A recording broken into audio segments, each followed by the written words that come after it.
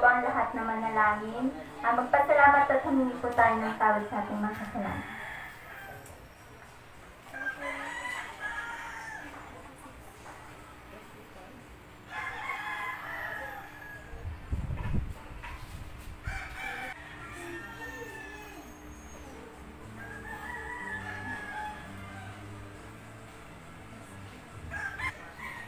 Kayong lahat ay mga anak ng Diyos dahil sa pananampalataya niyo kay Kristo Jesus, sapagkat binautismuhan kayo sa pakikipag-isa niyo kay Kristo at namumuhay kayong katulad niya.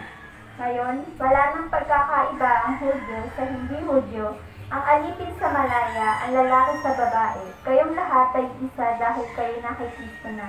At dahil kayo kay Kristo na, kabilang na kayo sa lahi ni Abraham at mga tagapagmana ng mga pinangako ng Diyos sa Kanya. Naanyayahan ko po ang lahat na sumaya.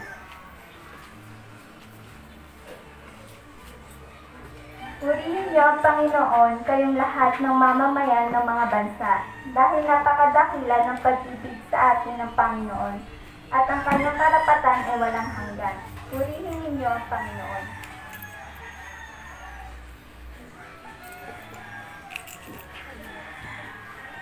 Sa po tayong lahat, mga kapatid. Amen. Handa na po ba tayo? Ang ating po bang pagparito ay patuloy na nakikita natin ikinalulugod ng ating Panginoon Diyos? Amen. Sa mga anak ng Diyos, ang ating po mga ginagawa ay para sa ating Panginoon. Amen. Atin pong itinataas sa ating Panginoon ang mga gawain na kung saan ay nakapagbibigay sa Kanya ng kaluguran. Amen. Ang ating pong pagsama-sama bilang mga anak ng Diyos na gumaganap ng mga kalooban ng ating Panginoon ay patuloy na nagiging kagalakan sa atin ang ating pong pagtitiis sapagkat ang buhay po natin ay buhay na papuri para sa ating Panginoon. Hallelujah! Amen! Hallelujah! Palapakan natin ang ating Panginoon. Tayo pong lahat ay sama-samang umawit at awitin natin yung kabutihan ng ating Panginoon. Sis ay darating na, kapatid, handa ka na ba?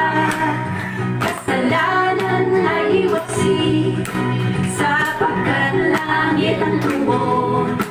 Sasabihin natin sa iba, upang sila ay maghanda. Upang sila ay di parusahan, doon sa malaking hukuman. Si Jesus ay darating na, kapatid, handa ka na ba? Kasalanan ay iwasi, sapagkat langit ang tuon. Sabihin natin sa iba, upang sila ay maghanda. Upang sila ay di parusahan, doon sa malaking hukuman. May bahay ako sa langit, handa sa akin. Kung ako'y naroon na, puso ko'y masaya. May bahay ako sa langit, walang bayan. Binayaran ni Jesus sa Kalbaryo. May bahay tayo sa langit, handa sa atin. Kung tayo'y naroon na, puso natin masaya. May bahay tayo sa langit, walang bayan. Binayaran ni Jesus sa Kalbaryo. Purihin si Jesus sa banal na templo, ang Diyos ay uwitan. Purihin sa langit, sa lakas na taglay. Purihin sa tulong ng trumpeta, ang itas sa sarili ng kapatira. Sa pagtunog ng tambon, tayo'y masaya.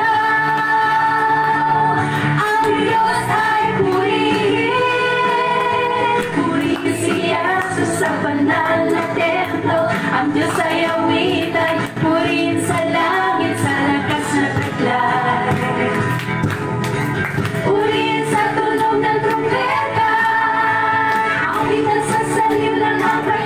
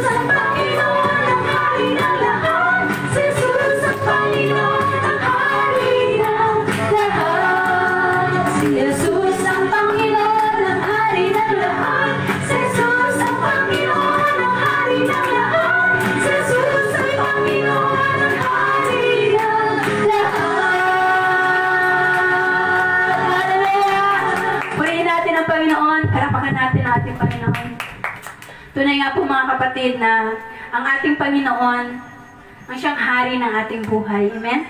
Ang ating Panginoong Jesus ang siyang nagiging Panginoon ng ating buhay. Hari, ibig po sabihin, sinusunod kung ano po yung mga bagay na nakalulugod sa ating Panginoon. Tayo man ay nag-struggle, ngunit patuloy pa rin tayong sumusunod sa Kanya. Amen? Ganun po ang pagkilala bilang Panginoon sa ating Panginoong Jesucristo. Patuloy nga na yung mga bagay na itinuturo niya sa atin ay atin pong pinanghahawakan, sinusunod. Sapagkat sabi niya ng salita ng Diyos, kapag pinakinggan mo lang ito at patuloy nga na iyo itong pinaliwala, ano po ang ibig sabihin? Hindi po natin sinusunod ang ating Panginoon. Ngunit ang ating Panginoong Jesucristo ay Diyos ng ating buhay. Amen? Kaya tayo nandito, wala tayong ibang iniisip, wala tayong ibang dahilan, kundi dahil Panginoon natin ang ating Panginoong Jesus, kaya tayo nandito. Amen? Hallelujah. Oh, praise to you, Lord. Sa kabutihan mo, Panginoon. Kawang kabutihan ang nais mo, ibinigay mong buhay ay ganap at gusto. Sa landas ng pagbabago, katwiran mo ang lalakaran ko.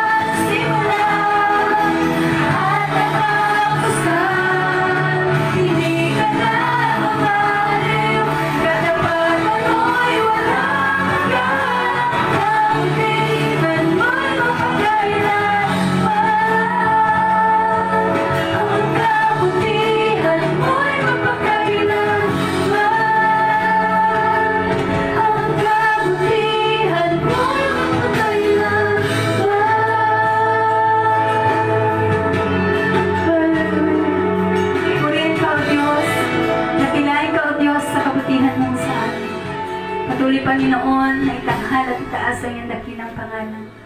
Salamat po, Diyos, sa sama-sama naming pagpupuri, Panginoon, sa umagang ito, Lord God.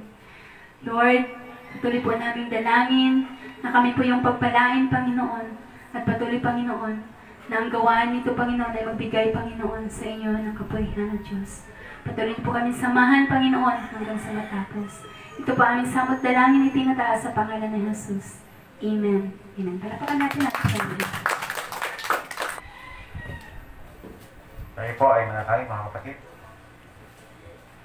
Mapatuloy o Diyos na kayo ay aming itinataas, sinasamba, pinasasalamatan, Panginoon, sa araw na ito. Salamat po muli, O Diyos, sa aming pong pagkasama-sama upang purihin, Panginoon, ang iyong dakilang pangalan, O Diyos. Salamat po, Panginoon, sa mga nagdaang mga araw. Hindi niyo po kami iniwan, hindi niyo po kami pinabayaan. At patuloy po namin naranasan ang iyong patnubay. Naranasan po namin, Panginoon, ang iyong dakilang pag-ibig sa amin. Lord, napakabuti po ninyo. Salamat po, O Diyos, sa kagalakang pinagkakaloob niyo po, Panginoon, sa bawat isa. Ano man po, Panginoon, ang aming po sitwasyon, Panginoon. Ano man po, Panginoon, na nakikita po namin sa aming pong paligid. Ang pag-asang, niyo pong pinakalob sa amin, Panginoon. Ang kapayapaan niyo pong pinakalob sa amin. Ang patuloy po namin naranasan. Kaya't maraming pong salamat, O Diyos. Panginoon, maraming pong salamat sa mga nagdaang mga araw na hindi po kami nagkulang, Panginoon. Ano man po, Panginoon, ang kalalagayan po namin sa aming pong buhay, in terms po, Panginoon, sa aming mga pangailangan. Ito po, Panginoon, ay yung tinugunan, Panginoon. Nalalagpasan po namin, Panginoon, ang bawat problema, bawat pagsubok, Panginoon, dahil po, Panginoon, sa iyong pag-ibig sa amin. Dahil po, Panginoon, sa iyong pong pagkilos sa buhay po ng bawat isa. Kaya purihin po kayo, Panginoon, sambahin po kayo. Salamat po, Panginoon, sapagkat ang aming pong sakit, Panginoon, karamdaman, ayon po, Panginoon, pinagaling at patuloy na pinapagaling, Panginoon. Napakabuti niyo po, O Diyos, sa buhay po namin. Di man po kami, Panginoon, karapat-dapat. Kaya po, Panginoon, sa araw na to, kinikilala po namin na kayo ay aming Diyos na banal. Kaya po, Panginoon, humingi po kami ng dispensya sa lahat ng aming mga pagkukulang. Natawarin niyo po kami, Panginoon, sa aming pong kasalanan. Tunay, Panginoon, na batid po ninyo, Panginoon, ang laman ng aming puso, Panginoon. Patuloy na kumikilala, O Diyos, sa iyong sakripisyo, Panginoon, doon sa krus. Upang tubusin kami, Panginoon, sa kapahamakang dulot po, Panginoon, ng kasalanan. Maraming po salamat, Panginoon, sa kapatawaran, patuloy na pinagkakalob niyo po sa amin. Sa amin, Panginoon, na yung pong pinili, Panginoon, bago palikhain ang daigdig. O Diyos, sa araw na to, patuloy, Panginoon, na tinataas po namin, Panginoon, ang aming pag-aalay ng aming sarili bilang handog na buhay, banal at kalugod-lugod, Panginoon, sa iyong harapan. Patuloy, Lord God, na pagpalain niyo po, O Diyos, ang iyong salita at itanim ito, Panginoon, sa aming pong puso at nawa, Panginoon, sa iyo pong habag, Panginoon, sa iyong grasya. Magbunga po ito, Panginoon, para po, O Diyos, sa iyong karangalan at kaluwalhatian. Dalangin po namin, Panginoon, na patuloy, Lord God, na kung paano niyo po kami pinagpapala habang pinagkakalob po ninyo, Panginoon, ang katotohanan sa iyong salita, ay gayon din po, Panginoon, ang aming dalangin na pagpapala, Panginoon, sa aming pong lingkod, O Diyos, na iyo pong gagamitin, Panginoon, upang magpaliwanag, Panginoon, mangaral, Panginoon, sa iyong salita, O Diyos. Nawa, Panginoon, dalangin po namin na ang iyong mensahe lamang, Panginoon, ang patuloy niya pong masambit, Panginoon. Masambit niya, Panginoon, ang iyong kalooban lamang, Panginoon, at hindi niya masambit, Panginoon, ang hindi niyo po kalooban. O Diyos, dalangin po namin, Panginoon, na nawa ay ang pinaka maganda, Panginoon, ay piliin po ng bawat isang, Panginoon. Ang hindi lamang idagdag, Panginoon, sa aming kaalaman ang iyong salita, kundi ito po, Panginoon, ay aming susundin, Panginoon, sa aming pong pang-araw-araw na buhay. Mamuhay kami, Panginoon, ayon sa iyong malasakit. Mamuhay kami, Panginoon, ayon sa iyong kalooban. Kaya pagpalain po ninyo, Panginoon, ang iyong salita sa araw na to. Pagpalain po ninyo, Panginoon, ang bawat isa. At nawa, Panginoon, ay patuloy o Diyos na dalangin po namin ang aming mga kapatid, Panginoon, na hindi po namin kasama, Panginoon, sa araw na ito. Patuloy na putin niyo po sila, Panginoon. At ipaunawa sa kanila, Panginoon, ang kahalagahan ng kami, Panginoon, ay laging nakaugnay, Panginoon, sa inyo at sa mga kapwa namin mananampalataya. Kung valid man, Panginoon, yung kanilang reason, Panginoon, bakit hindi po sila nakapunta, Panginoon, patuloy, Lord God, na samahan niyo po sila, Panginoon. At sa mga sunod, Panginoon, na linggo, Lord God, ay makasama rin po namin sila, Panginoon. Doon ay nga, Lord God, nadalangin po namin, patuloy na ilagay po ninyo, Panginoon, sa aming pong puso, Panginoon, na kagalakan, na purihin kayo at sambahin kayo, Panginoon. Sapagkat kayo ang aming Diyos na kataas-taasan. Ginagawa po namin ang bagay na ito, Panginoon. Hindi po, Panginoon, sa ilang bagay. Hindi po, Panginoon, para sa aming pong sarili. Kundi upang ikaw ay pasalamatan, Panginoon, sa iyong dakilang pag-ibig sa amin. Nag-ialay po ninyo, Panginoon, ang iyong sarili, Panginoon, para sa amin. At salamat po, Panginoon. Salamat sa araw na to na binibigyan niyo po kami, Panginoon, ng pagkakataon. May handog, Panginoon, ang aming sarili sa inyo. Lord, sa inyo po namin pinagkakatiwalang lahat. Kaingatan niyo po, Panginoon, ng bawat isa. Huwag niyo pong hayaan, Panginoon, na ang kaaway ay kumilos, Panginoon, sa aming pong kalagitnaan. Bagkus, maranasan po namin, Panginoon, ang kapangyarihan na mula po sa inyo. Salamat po, Panginoon. Napakabuti po ninyo. Purihin po kayo at dakilain. Ito po kami dalangin sa pangalan ng aming Panginoon at tagapagligtas. Walang iba kundi ang aming Panginoon Yesu Cristo. Ang lahat ay magsabi na Amen. Okay, mga kapatid, bigkasin po natin ang saligan ng ating pananampalataya.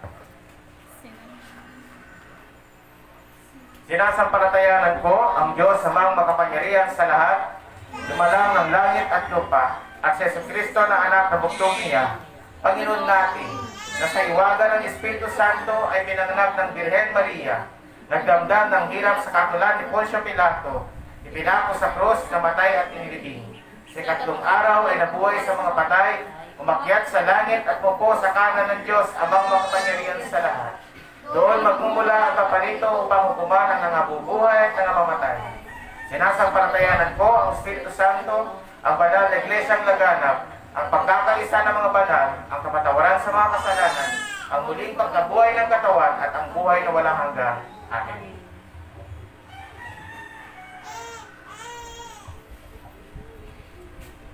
Unang Thessalonica chapter 5 verse 1 to 3.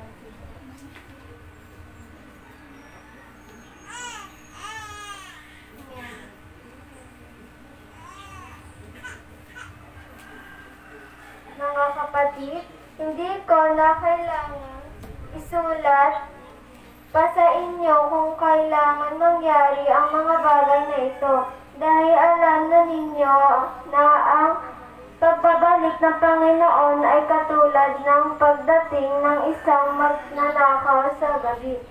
Mangyayari ito habang inaakala ng mga tao ng mapayapa at ligtas ang kalagayan nila.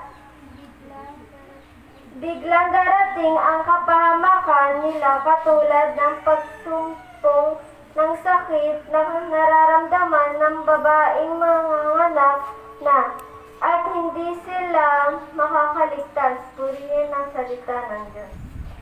Amen.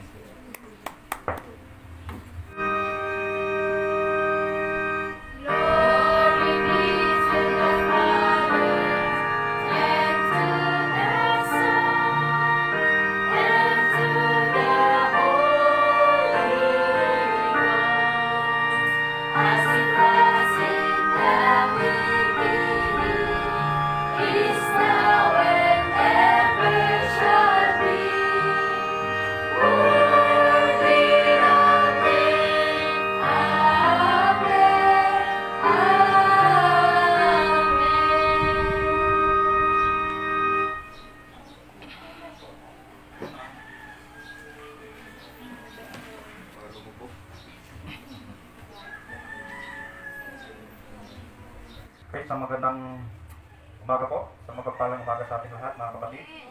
Amen. Tunay na talagang napakabuti ng Diyos sa bawat isa sa atin. Okay, so tayo ay nandito muli upang papurihan, parangalan natin ang Panginoon sa ating buhay bilang mga mananampalataya.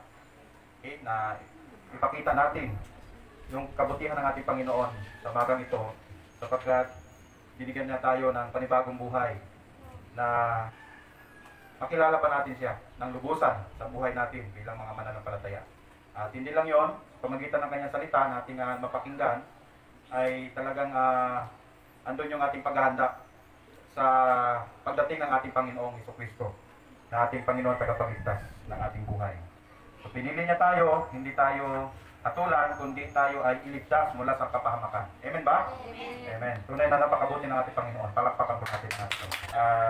Bawat didikasin ko ay titingnan po natin, double check po natin na talagang ito po ba ay salita ng Panginoon na aking ihahayag sa tulong ng Banal na Espiritu na siyang nangungusap sa bawat isa sa amin. Kaya focus po tayo, alisin po natin yung mga distraction na maaaring mag-divert, no? Na talagang may layo tayo sa katotohanan, kundi talagang i-focus po natin, isentro po natin yung ating kaisipan sa magang ito sa ating pag-aaral sa salita ng ating Panginoon. Okay, so ating buksan na ang ating Biblia sa unang Tesalonica chapter 5 verse 1 to 3. Sana ako dito. Kaya ang pamagat po ay ang paghahanda at ang paghuhukom. Okay, sa unang Tesalonica chapter 5 verse 1 to 3. Okay, so sa nakaraang ating napag-aralan na nihayag ni Pastor Fortune sa ating pag-aaral sa mensaheng ito ay talagang nakita po natin doon yung ang muling pagkabuhay at ang pagdakip. So, yun yung nakaraan. Ang muling pagkabuhay at ang pagdakip. Okay, so ihayag doon na talagang ang mga mananampalataya na matay na, no, hindi na kailangan tayo ay magdalamhati pa, no? Na tayong mga naiwan, no? Sinasabi ni Apostol Pablo sa mga taga-Tesalonica sa unang iglesia, na huwag na kayong mag-alala sa mga taong namatay na mga mananampalataya. Huwag na kayong magdalamhati sapagkat ang pagdating ng ating Panginoon ay makasama pa rin sila sa paghahari ng ating Panginoon. Amen ba? Okay. Inihayag na noon, inahayag na Apostol Pablo sa mga alagad at sa panahon natin ngayon, pero hindi pa rin dumating ang ating Panginoon Jesucristo, pero ang pinaalala lang dito ay lagi tayong handa. Mamatay man tayo physically, ngunit ang ating kaligtasan nang tinanggap natin ang ating Panginoong Hesus bilang tagapagligtas at naayon na ang ating ginagawa sa kung ano ang kalooban ng Diyos sa kanyang salita, mga kapatid, hindi ka dapat mag-alala patungkol sa kaligtasan mo sapagkat alam ng Diyos noon pa man na ikaw ay makasama na niya sa walang hanggang buhay. Okay, so sabi dito sa unang Tesalonica chapter 1 verse 1. Okay, so hindi na po natin basahin ng buo. Isa-isahin na lang po natin yung verse 1. Ang oras at ang araw. Sa unang punto natin. Oras at ang araw. So sabi diyan, mga kapatid, hindi na kailangang isulat ko pa sa inyo kung kailan maganap ang mga bagay na ito. Okay, sino pong nagsasabi rito? Okay, sabi ni Apostol Pablo sa mga taga-Tesalonica. Ano yung ibig sabihin ni Apostol Pablo dito sa mga mananampalataya? So sabi diyan, mga kapatid, bilang mga mananampalataya, hindi na kailangang isulat ko pa ito o pa sa inyo kung kailan magaganap ang mga bagay na ito. So ang ibig sabihin ni Apostol Pablo dito, mga kapatid, yung oras at ang araw na pagdating ng ating Panginoon. Kailan mangyari yon? So hindi po sinulat at wala pong nakakaalam. Okay? Kaya laging dinadalangin ni Apostol Pablo na lagi silang handa sa kanilang buhay pananampalataya. Okay? Okay? So, nais niya lang na gawin natin ay sumunod sa kanyang mga salita. Okay? So, mamaya, makikita natin yan. Bakit nga ba hindi sinabi? Okay? So, yung mga katanungan na noon pa hanggang ngayon, no? Na ano yung dapat gawin ng mga mananampalataya? Matthew 24 verse 3. Ano sabi diyan? Noon, si Jesus ay nasa bundok ng mga olibo, habang siya nakaupo roon, palihim siyang tinanong ng kanyang mga alagad, kailan po ba mangyayari ang mga sinasabi ninyo? Ano pong magiging palatandaan ng iyong muling pagparito at ng katapusan ng mundo? Amen ba? So talagang tinanong na ito, no? Bago pa natin isipin na yung pagdating ng ating Panginoon na hindi na kailangan pang malaman pa sapagkat pinaunan na ito ng ating Panginoon sa kanyang pangangaral ng mabuting balita noon nung siya ay nandito pa sa daigdig na ito. Ganun din sa Gawa chapter 1, verse 6 to 7. Nang sabi dito, nang muling magkatipon si Jesus at mga alagad, nagtanong sila kay Jesus, Panginoon, itatatag na po ba ninyong muli ang kaharian ng Israel? Sumagot sa Jesus, ang mga panahon at pagkakataon ay dinakda ng Ama sa kanyang sariling kapangyarihan. At hindi na kailangan pang malaman ninyo kung kailan yon. Amen ba? So, nasa kaninong authority? Nasa Diyos Ama na sinasabi ng ating Panginoong Hesus. Okay? Na talagang bakit pa natin kailangan malaman pa? Sapat na ng ating buhay ay nakasunod sa kung ano ang itinuturo ng ating Panginoon sa ating buhay sa pang-araw-araw. Na maparangalan natin ang Panginoong Hesus ng ating Diyos, ng ating Panginoon at ating tagapagligtas. Sabi sa ikalawang Tesalonica chapter 2 verse 5 to 8, marahil talagang ito ay tinuro na ni Apostol Pablo noong siya ay kasama pa niya ang mga taga-Tesalonica, mga mananampalataya. Sabi diyan, hindi pa ninyo natatandaan? Ibig sabihin nito ay nasabi niya na, no? At pinaalala niya ni Apostol Pablo ang mga dapat nilang gawin. Okay? Pinaalala lang ni Apostol Pablo. Hindi pa ninyo natatandaan. Sinabi ko na ito sa inyo nang ako'y kasama pa ninyo. Hindi pa nga lamang nangyayari ito dahil may pumipigil pa. At alam ninyo kung ano yun. Lilitaw ang suwail pagdating ng takdang panahon. Ngayon pa man ay palihim na siyang gumagawa ng kasamaan. At natiling ganyan hanggat di naalis ang umahadlang sa kanya. Kung maalis na ang umahadlang, mahayag na ang suwail. Ngunit pagdating ng Panginoong Hesus, papatayin niya ang suwail sa pamagitan lamang ng pag-ihip at pupuksain niya ito sa pamagitan ng kanyang nakakasilaw na liwanag. Kaya ang pagdating ng Panginoon ay hindi pa nangyari sa panahon natin ngayon. Pero, lagi tayong handa. Amen ba? Lagi tayong handa. Sa oras at ang araw ng pagdating ng ating Panginoon. Kaya nga po, hindi ito sinasabi. Okay? Dahil sa mayroong pumipigil pa. Walang iba kundi ang banal na espiritu. Pagka dating ng araw, may alis yung pumipigil, sabi diyan, saka darating ang ating Panginoon. At lahat ng hindi sumusunod sa salita ng ating Panginoon. Okay? Ito po yung sinasabi ng ating Panginoon, saka siya darating. Okay? At hahatulan ang mga taong walang ibang naghari sa kanila kundi ang suwail, yung kaaway.